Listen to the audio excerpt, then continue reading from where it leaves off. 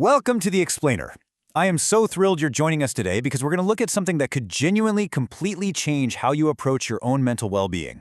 So I want you to take a second and think about a time when you just felt completely stuck. You know the exact feeling, right? There's this specific life problem, a hurdle, maybe a massive decision, and it is just looming right over you. It's making you overthink everything. It's making you totally overwhelmed, and you literally just can't seem to figure out that next step. It's a deeply, deeply relatable feeling. Well, today, we're exploring a radically effective, kind of surprising approach to finally getting unstuck. All right, so let's dive right into this by looking at a real-world example from a woman named Julie Hart. Just before the holidays in late 2025, Julie completely hit a wall.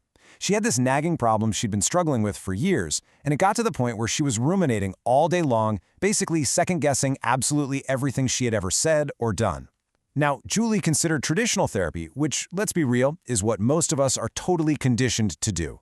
But instead of signing up for those open-ended weekly sessions for months on end, she tried something different.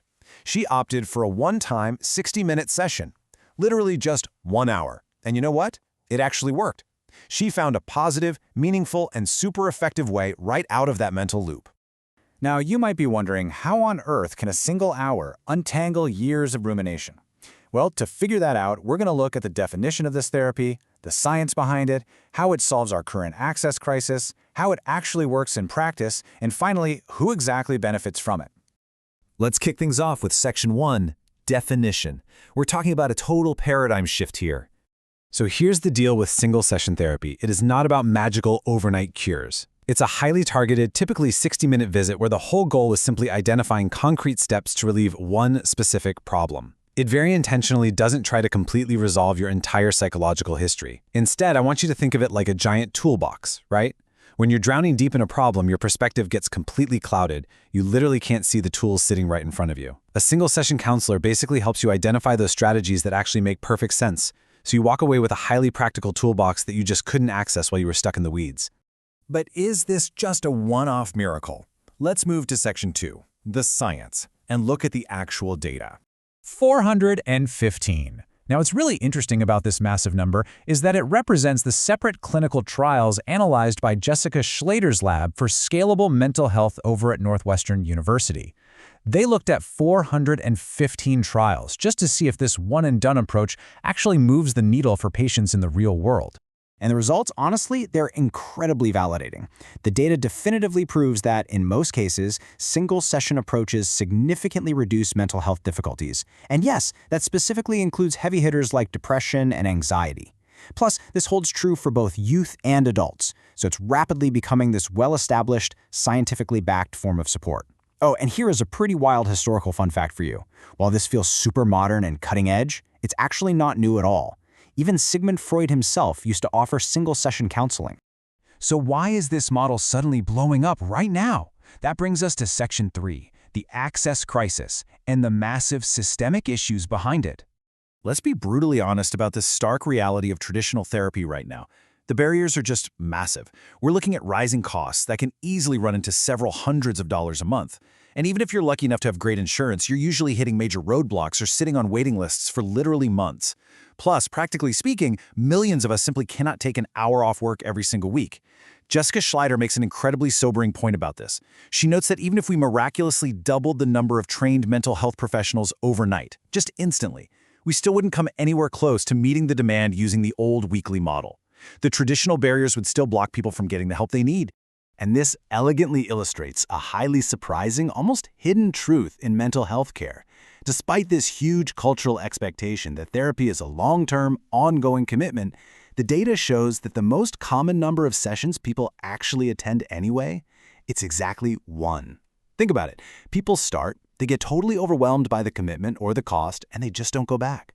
So rather than fighting that reality, single-session therapy completely embraces it. It's an incredibly elegant solution to give people the support they need at the exact moment the need arises, completely without the baggage of long-term scheduling. Okay, so we understand the data and the crisis it solves. Let's move to Section 4, how it works. What actually goes down when you step into the room?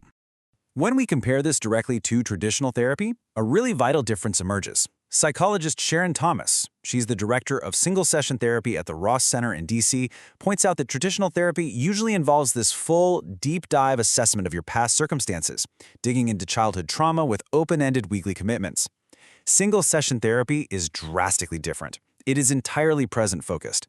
Both you and the counselor walk in fully expecting to see a decline in symptoms and an improvement in your own self-efficacy in just one single visit.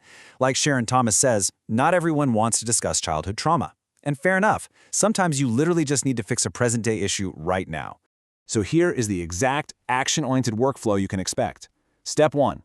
You and the counselor immediately zero in on one concrete, specific problem. No sprawling life histories, just the issue at hand. Step 2. You collaborate to build that toolbox of strategies we talked about earlier, really leaning into the strengths you already bring to the table. And step 3, honestly, this is the most crucial part. You literally walk away with a written action plan. You leave that hour holding tangible, actionable steps to alleviate your problem. Of course, responsible mental health care requires a lot of nuance, which brings us to Section 5, Who Benefits.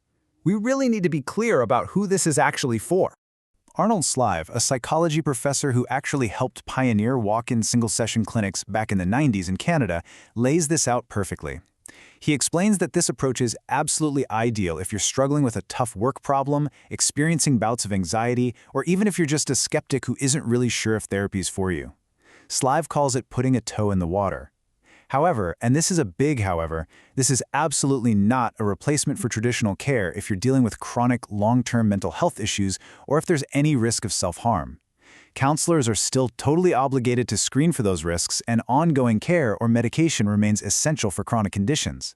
So, it doesn't replace everything else mental health professionals do. But man, for the right problems, it helps people feel better so much faster.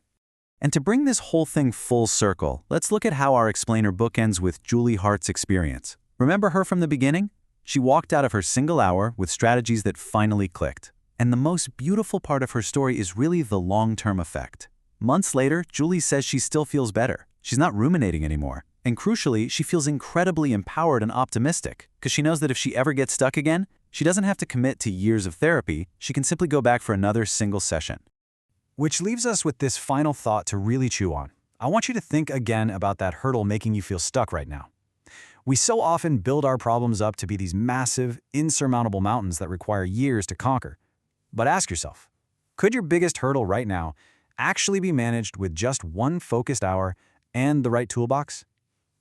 Thank you so much for joining me for this explainer, and I really hope this gives you a powerful new perspective on managing your mental wellness.